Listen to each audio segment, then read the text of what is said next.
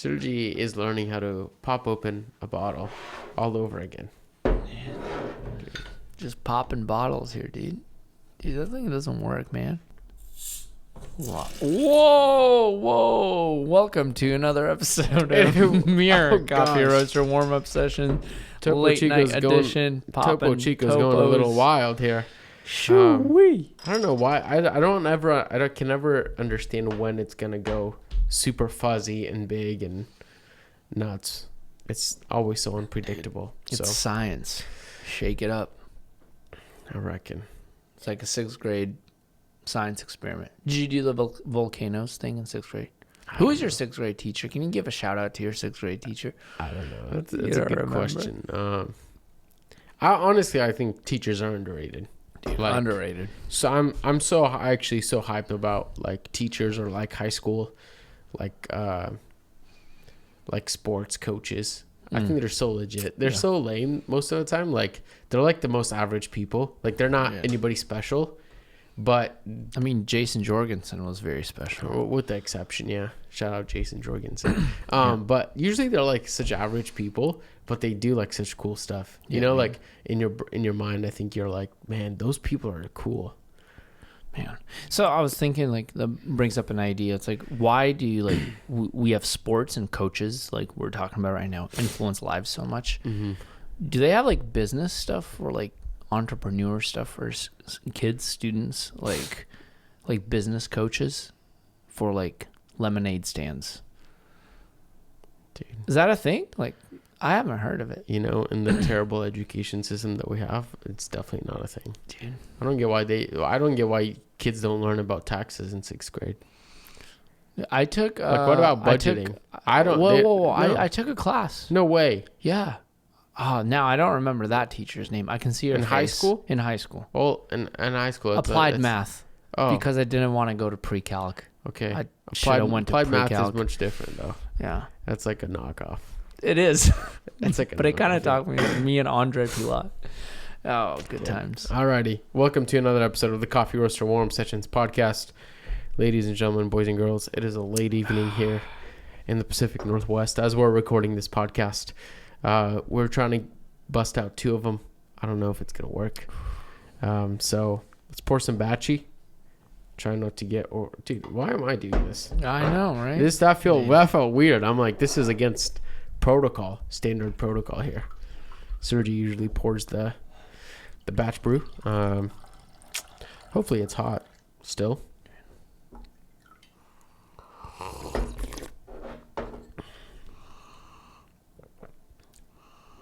What do you got on the nose? Wow. On the nose, it almost smells like green fruit, almost like grape. But I'm getting slight berry on the nose. Mm-hmm. Bright. Mm-hmm. Bright for sure. On the taste, I'm getting a classic, like that, almost like that bourbon tartness. That's what I was going to say. That's a lot of the times when I have bourbons, I get the color green, like a lot of the times. Yeah. Yeah. It's like tart. Kind of reminds me almost like an SL28 or like a Kenyan. I think SL28s have a little more berry. It's a different, like, dude, the tart. I don't know about berry, but I'll say the tartness is more like not a grape. Grapes are tart. Would you say grapes are tart? I don't know. Green I don't really grapes, think not about red them grapes. as tart. I don't think about them. Juicy and tart. No. When I think of a tart, I'm thinking of what's the flavor note you always like to, apart from grilled pineapple? What's the flavor note you like to call? What's that berry? Little berry, not gooseberry. It's the gooseberry. Dude, gooseberry's tart. The but I'm not talking tart. about gooseberry. Cranberry. Not huckleberry, not cranberry. I like the gooseberry. Gooseberries. The currant. That's what. That's yeah. Currant's tart. Currant's very tart. Yeah. This isn't currant. No. I think it's one. I gotta say, I dialed the brew, like nailed it. I honestly would not change anything about this brew. Tastes like a very classic bourbon. Green apple washed. I think it's a little more leaning. I don't know. Honestly, I don't know anything about this coffee apart from who was roasted by, country of origin, and varietal. I don't know. Like, I guess that's a lot. I don't know anything. That's your entire. I know everything about the coffee. You can pretty much know everything, but the very biased, flavor notes that somebody put the on roaster. The bag. So, this is some Timber Coffees, Columbia Pink Bourbon. Where's the bag? Let me read what's on there. So we ended up picking up a few. I ended up picking up a few bags. In Ethiopia, this Colombia, and Geisha. Pink Bourbon, Geisha. I guess there's not much more. There was a card on it, right? No? No. From Devier Galindez. So,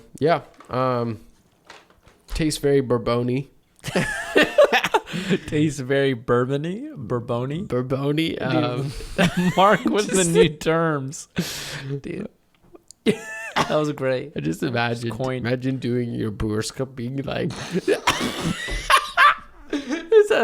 is like a very bourbony mouthfeel. They're like, judges are like, what the hell? What are those? Oh man, that's great. Just the shock, the jaw drop on their face. You're like, you heard me right. So it's a solid coffee. I would say, I think this is a hair too light for me personally. But that being said, even though it's a hair too light, I wouldn't say I'm picking up like anything like, and I'm sorry, Kyle, I don't mean to take apart your roast here. But it's not like corny. Gosh, these descriptors. It's not like some people, go so light or so underdeveloped that it just tastes like hay. I don't think it tastes like hay. So it's definitely on the lighter side. Very much so light. It still has, again, that like bourbon, tart, bright flavor profile. So is this roasted on 1009? Yeah. Oh, it's kind of fresh. It's still kind of fresh for sure. I mean, 20 days almost. Yeah. So it needs a little bit more, which is perfect. I'll come back from my trip and finish that thing off. Any thoughts? No, it's cool. I like this coffee a lot.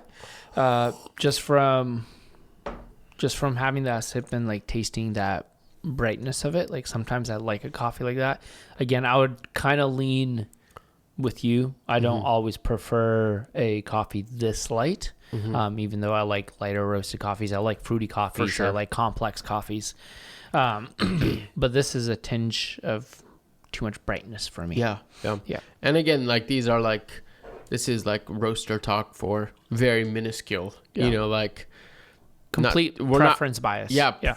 This is purely preference, and also like we're not saying like we need a dark roast or anything, So, but really awesome. I'm pumped. We had Kyle on the podcast. Yeah, Kyle is doing some freaking sweet things. We're super jealous. He's now roasting on a Loring, which is freaking legit. So I'm digging this. Yeah, right now. Yep, it's tasty. Yeah. It's solid. So, stoked. We'll hopefully brew his geisha also. And we just cupped his geisha, and I don't want to give out too much because I want to taste it on the batch on the pod. Yeah. But Kyle, I see you. That's fun. Yeah. So it's the Nestor Lasso geisha, but we'll get there on another episode. But anyways, this episode of the Coffee Roaster Warm Sessions podcast, friends, we're just doing a little Q&A. Q&As are fun. I like Q&As. Serge, do you like Q&As? I like to refer to them as Q&Rs, question and responses, because they're not always answers. Man. I don't like it too. Oh gosh. I don't know. I don't know how that jives with me. Okay. It rocks with me. I reckon. So we jumped on. This is like a combination of a couple story responses plus some people jumped on a live that we just did a few days ago. So by the way, that was fun. Yeah, that was great. A few questions from Alex Rosas. He gave us 2. Shout out Alex. What a good guy. What a lad. What are your dreams for 2024 and what are your greatest fears? Are we broadly speaking here, like coffee roaster? dreams? I don't know. You're right. It's a very good question. Yeah, dude. I'm just gonna go with greatest fears because I think might be a little easier to answer. Wow. Or maybe I don't know. Maybe not. That says a lot. No, I'm gonna take that back. Because now that I think about it, I'm like, I don't know if there's essentially something that I'm fearing. I mean, what can you be afraid of when you launch a company during COVID and lockdowns? We've conquered all the major fears. Yeah. JK, friends, JK. Yeah, JK. Yeah, trigger warning. Yeah, Sorry about that. Triggered. I'm very much so, I think, an optimist. I'm very hopeful about the future, very hopeful about a lot of things. And when things do go wrong, I can maybe get emotional and distraught, but usually there's like this lingering feeling that's just like, it's gonna be fine. It's not the end of the world. Like, you know, you literally like you live through things, you live through the ups and downs. And so I don't know if I have like a straight up greatest fear. I used to be afraid of spiders, I'll tell you that. Big. Still am. There's some creepy crawlers in the vents in my bedroom probably. Ooh. I don't that's giving me the sheebie-jeebies, but but I'll tell you guys a short little story. When I spent a month in India, you guys, I kid you not, I saw a spider the size of my hand. And before that, I used to be terrified of spiders in the PNW. But after I saw the spider the size of my hand with hairs on it, and he's fast. And it took 4 guys to kill him. To actually, I don't even know if we even killed him. It was 4 guys with a broom. Trying to get him. And that thing was freaking fast, dude. I mean, if you have 8 legs, you better be running fast. I mean, fair imagine enough, if you, like, with 2 legs, imagine you're doing like a 5-minute mile. With 8 legs, you better be doing a 1-minute mile. Exactly. I swear. Dude, so, exponential quickness. But I'll tell you that was traumatizing. I came back, dude. You don't like spiders.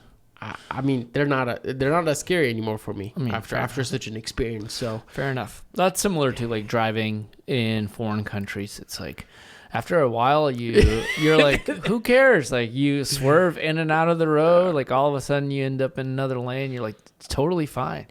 No, I think 2024. I mean, one, a fear going into 2024, and then also a dream. I think it's. I mean, I don't. We don't have to take this way, but like it's another election year, so that's one thing that is on the horizon that I'm not looking forward to. Yes. But also, I kind of like those things. I like to dabble in things outside of coffee, just things, human things. You know. You know, stuff like that. That's one thing. The other thing is, of course, like just. The economy right now is not looking the brightest. You and I always talk about, you know, what does it look like to own a home, to buy a home? Those numbers are not looking nice right now. So that's one thing. Is like, okay, how is this going to recover? What is it going to look like? Just the questions that don't really have much answers to right now. But that's kind of a loose fear, right? Like. At the end of the day, I can keep renting a house, and that doesn't really change my life that much to a degree, but it's a valid one. Yeah, I think I would agree. My mind went, the first thing that my mind went to, again, it's not much of a, like I'm terrified. It's more like a concern that I have a genuine concern for, you know, the first world country that we live in, and some of the things that are happening and some of the things that I'm noticing that I don't think they're necessarily, I mean, some of it is mainstream and some of this is not, where I'm like, oh no, I'm actually concerned for how we deal with things and culturally where we're at and the long-term implications of that. So, you know. Yeah, and but, you know, I give the occasional Roman Empire thought, and that can be concerning as well. All roads lead to Rome, or just thinking about the Roman Empire and processing and making sure that, you know, we don't repeat the same mistakes. That's a fear. No, and then I think one of the dreams for 2024, I'd like to go to Origin 3 times. It's a big dream. I didn't get big. to go to Guatemala last year. Yeah. I'd like to go visit Jorge Mendez. I'm definitely, Taylor and I keep talking about the idea of me coming back yearly. So that would be nice if possible. It was a pricey trip this year. And then, of course, we want to visit our friends in Colombia. Sure. We have a lot of friends in Colombia. We'd like to visit them and connect with some of our producers there and importing companies that we work with. So that would be super dope. But we'll see how all that works out. That's all yet to be determined. So just a little dream out there. And I think competition season might get very fun this year in 2024. So that's something I'm looking forward to, kind of dreaming about right now. Yeah, but growing, staying healthy, all that good stuff. So, yeah. Question from Jeffrey says, when I visit Bellingham, may I be a guest or part of the audience for the podcast? I mean, yes, for both. I mean, you can be whatever you want. We'll have you as a guest. We'll have you as an audience. We'll have like an audience of one. Yeah. You can be part of the setup and tear down crew here. Yeah, totally. So, we would love to have you, Jeffrey. If you're ever up here in the Pacific Northwest, please come up to Bellingham. We'd love to have you on the pod. Jeffrey has been like an awesome, just one of those handful of people that has went from being like a podcast listener to a coffee drinker of ours. And then like just like a friend that you keep in touch with and chat with, like same with like Alex, like honestly went from like connecting through like the coffee podcast and us roasting, and then realizing we actually have a lot of mutual friends that overlap, and it's like we knew each other but we didn't, and I love stuff like that. I think it would be fun to have a live studio episode. I mean, we're just not that big yet, but you know, maybe we are. I don't know. We have a lot of streams. So if we could gather a bunch of people, or if someone is like, man, we want to sponsor you and bring you over to our town and do like a live, something like that would be fun. There was one of my favorite podcasts I listened to for years, did a live kind of panel. That's the word I'm looking, like a live panel with a studio and the cast and all in a movie theater. And I had tickets to go. I didn't end up going, but I had my tickets to go. And that kind of idea kind of excites me. I think it's fun. I think it would be super cool. Yeah. You know, that's pretty hip. No, I'm a fan. Big fan. Yeah. I think, speaking of 2024 and dreams, and also including this, I think I'm excited to try new things with Mir that we have never tried before, just for the sake of practicing more creativity. And seeing, trying new things like stuff like that. Like I know we've talked about live events on the pod already. Like I actually want to start something. We're already working towards something really fun that we're going to be doing here in town, which will be, I think, a freaking awesome thing. A way to just bring people together around coffee, delicious coffee, and at a very accessible form factor that's very tight-knit, community driven. I'm pumped about that. So any thoughts on that?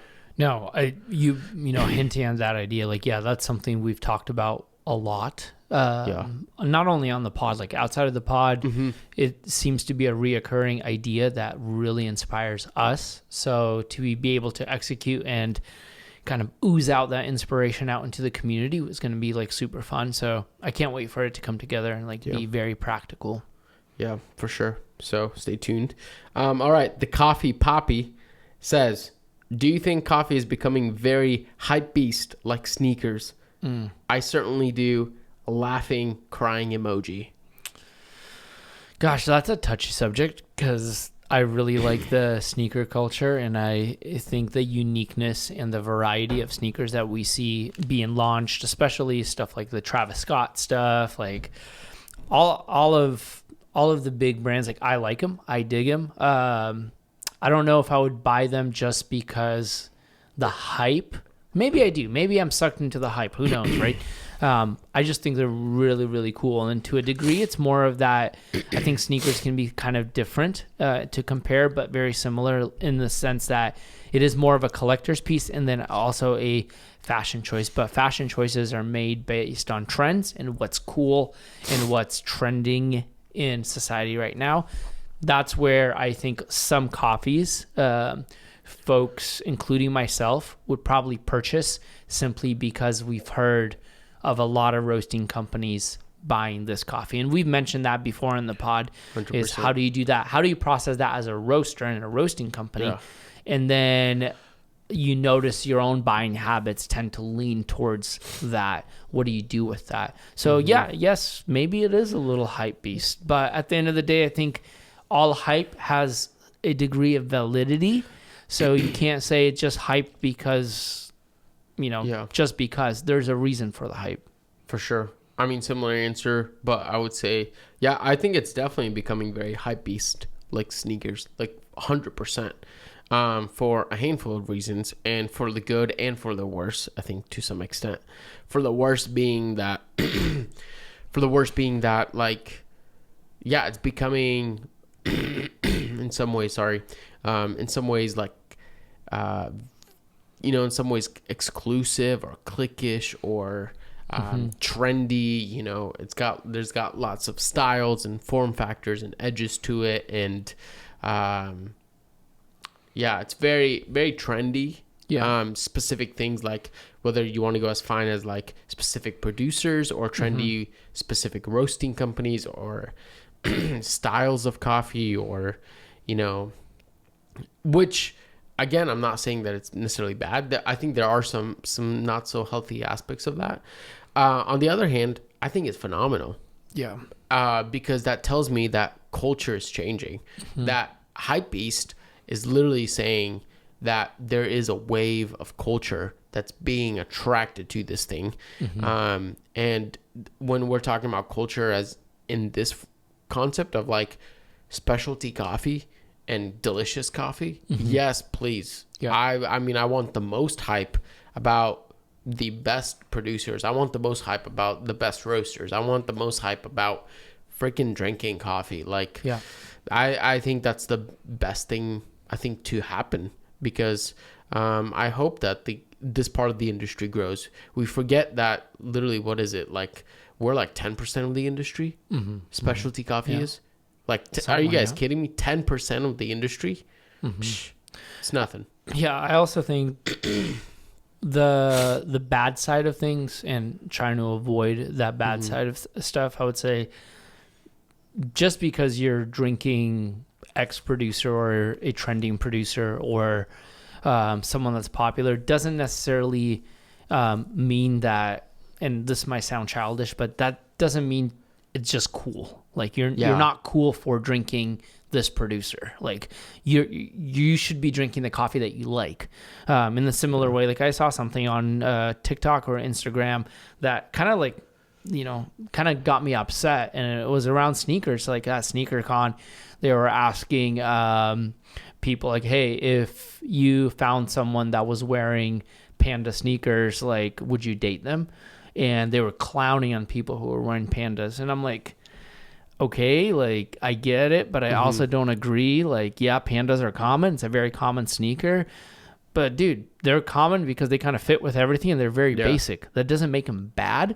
It does make them common. That's the reality. Yeah. In the same way, like, if you love a freaking classic Guatemalan coffee in the morning, dude, that's great. Like, keep drinking the Guatemalan. Keep wearing your Pandas. Like, I have a pair of Air Force Ones and Pandas. Like, some of the most basic sneakers you can. And those are the sneakers I buy the most. Why? Because I wear them the most. Like, I'm not wearing Travis Scott's to work. Like, you know what I mean? Stuff like that. So, and I think in that kind of context, like, I would want to see people just drink the coffee that they like, whatever, Yeah. So, I think that's about it. Emil, I think that's how you pronounce your name, says, can you guys tell us about what you did professionally before getting into coffee? Love the podcast. Thank you.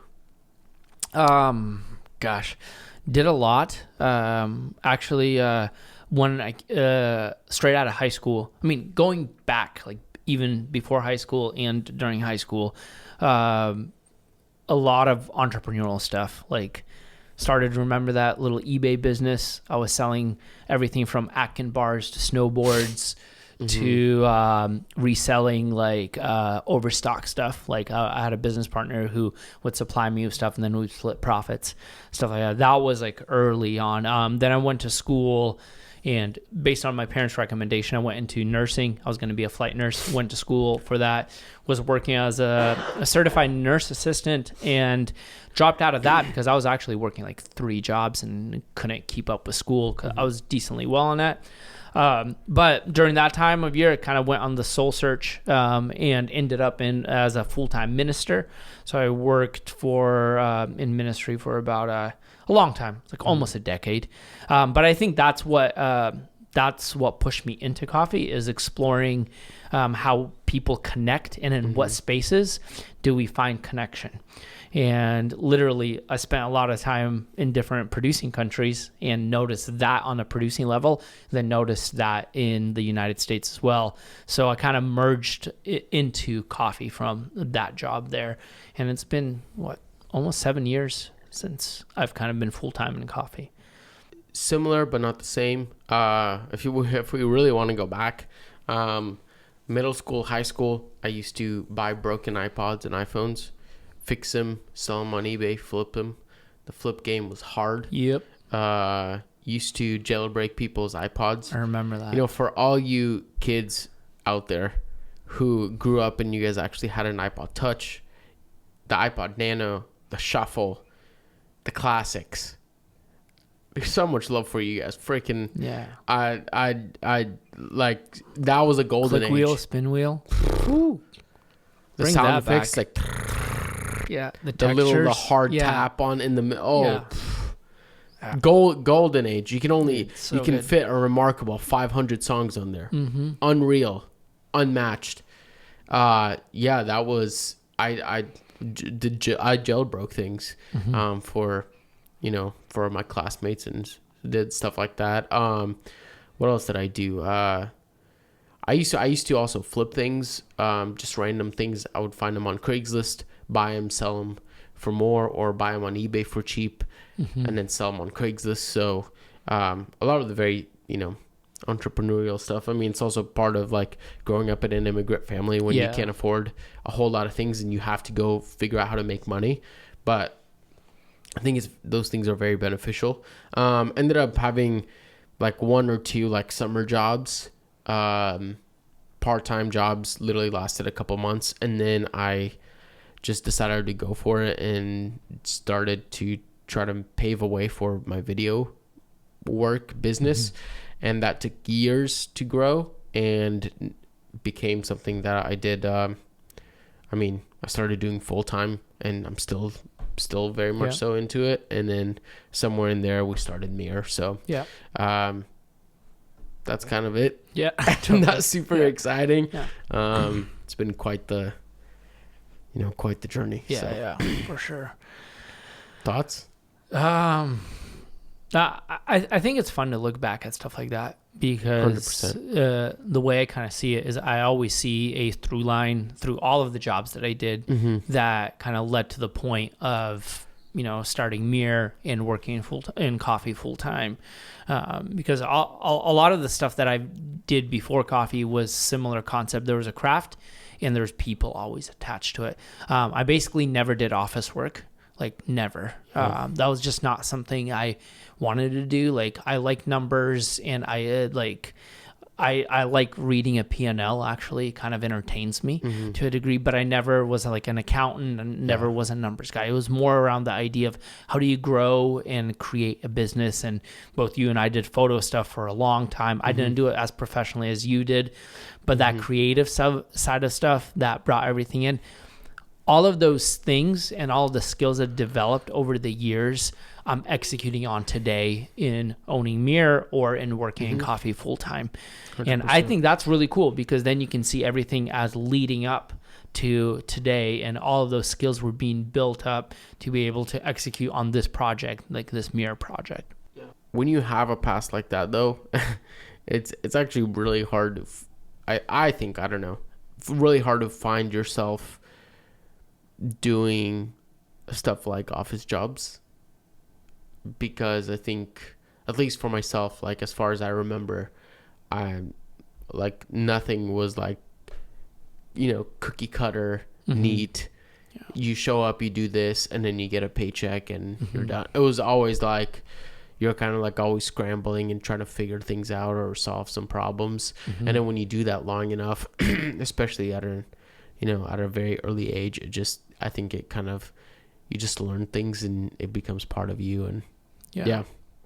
So, alrighty. And then Jordan asks, this is the last one. We'll wrap it up with this. What do you appreciate more about the other since launching Mirror?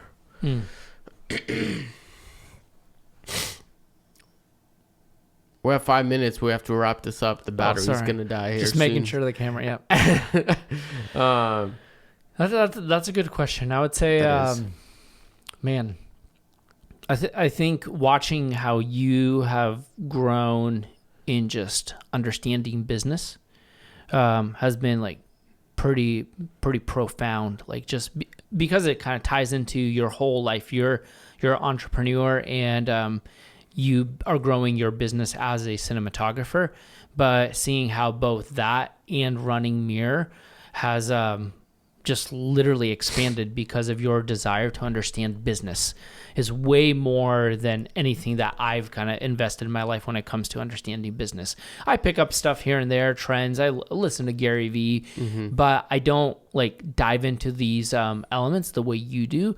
And that's something I don't have. I think one of my biggest fears, and I talked to a mentor of mine before going into coffee, was like if I get into running and starting my own business, am I going to be so consumed by the numbers that I'll lose the thing of it?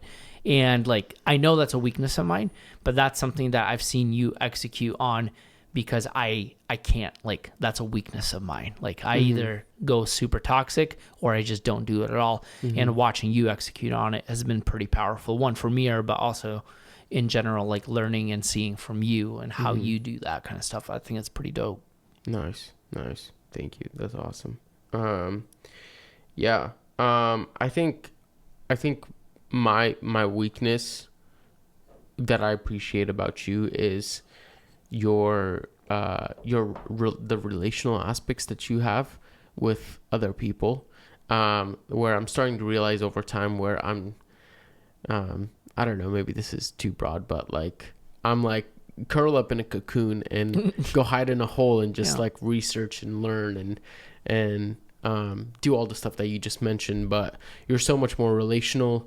You're so much more better at like understanding people and bringing people together, but also balancing all the different kinds of people and diving into the nooks and crannies of people the way, I might enjoy diving into the business parts of it. Yeah. And that's one thing that I wish I had more of.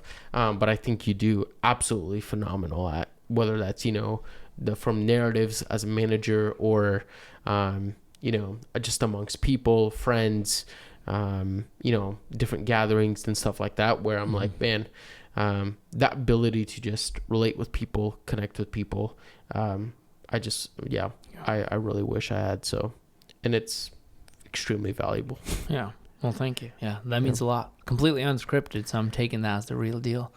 Yeah. That's it. No, I love it. Yeah. I love it. That's a big, that hits home pretty deep for me because, again, like what I mentioned about you is like what you technically mentioned about me on just the flip side, on the other side is because, you're right. Like I love that side of it, but sometimes it worries me that I don't know enough about whether it's the business side or the like what's happening with all the VCs and the Fortune 500, like the stuff that that I don't have any opportunity or big time knowledge about diving into. Like you usually know, and I'm like, oh, that kind of, when I put all the information that you give me in the frame of reference that I process things, it makes so much sense, but I have to get that information from you, you know. For sure. I think that's maybe like one of the benefits of having, a business partner in general, which in some ways, it's more difficult. In other ways, it's much better. And the fact that even just observing that, I'm just like, oh, okay, so we're both aware enough to be able to say that's not, like, there are parts of me that I don't understand, like, that I'm just not good at, or maybe not good at is not the right word, Right, but just yeah. not as invested in Yes. as they are. Mm-hmm. And chances are the reason why we see that in ourselves that we're not as invested in is because we're seeing that in somebody else. Mm-hmm. You know what I mean? Like, Yep. like you notice something about somebody else, which, you know, to somebody it might feel like a very, like an insecure Yeah. observation where you're like, like it can lead to there. But I think there's, you know, if managed correctly, I think there's a lot of value in saying like, oh, I'm starting to notice that I know I just don't have, and vice versa. And then realizing like, I think also that that's okay. Yeah. And playing off of those strengths and weaknesses, I think is huge. I mean, I know that if one or the other is not there, then I think you're missing out a lot more. Like there's a lot more gaps. I'm sure there's places where both you and I have a lot of both similar gaps in, where I think hopefully with time we can bring on people that can fill those holes for us. And that's the power of, you know, hiring great talent and skill. But I think from an ownership standpoint, I'm glad that, you know, there are things that we can, you know, play off of each other, which, you know, sometimes can make things challenging in some ways. But I think overall, I think it's beneficial. So 100%. It's so good. Alrighty, folks. Well, thank you so much for listening to another episode of the Coffee Roaster Warm Sessions podcast. That's a wrap. Another Q&A. Thanks for those who asked some questions. Those were all really solid, fun little questions to ask. This podcast episode is already running a hair long, but yeah, hopefully you guys enjoyed it. And as we always say, remember, reflect what's good.